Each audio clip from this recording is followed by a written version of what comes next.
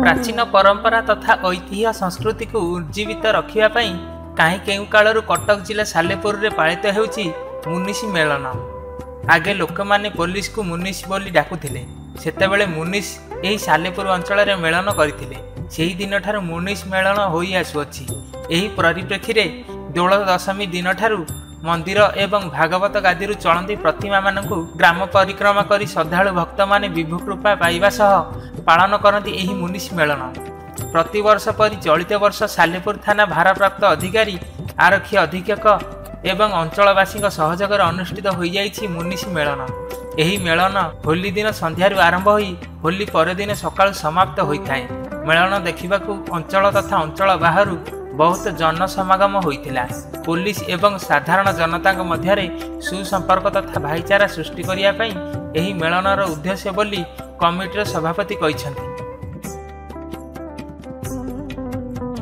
ना हूँ बष्टमचरण रणा घर बोदामुंडी मत तो 87 वर्ष है किंतु 11 वर्ष दिन ठू मुझे देखा मेलन हो मत 11 वर्ष मुझे देखा मुनिसी मेलन हो ये पारंपरिक हिसाब के बहुत मुनिसी गले बहुत सागे फूलबती जमा नवा करे मेलन दायित्व मो पर भी अच्छी भोगरा सजड़ा सजड़ी करे थाना छक भोग खाती से फूल पत्रिका दिए आम थाना एसआई नीलमाधव पंडा मिसेस मेलन आज यथर नुआ नुआ आमको देखी बहुत भल लगुच ये बहुत भल ये गोटे गणपर्व यहाँ आम ये आसीचु भल लगुच मु मंडपर सभापति अच्छी रामचंद्र जेना 1926 मसीह सीताकांत पट्टनायक जे मुंशी थे सी मुंशी मेलन को आरंभ करते सी ठाकुर लक्ष्मी नारायण को बसला पुओटी हवा द्वारा सी ये मंडप मेलन पड़िया मेलन से आरंभ करते।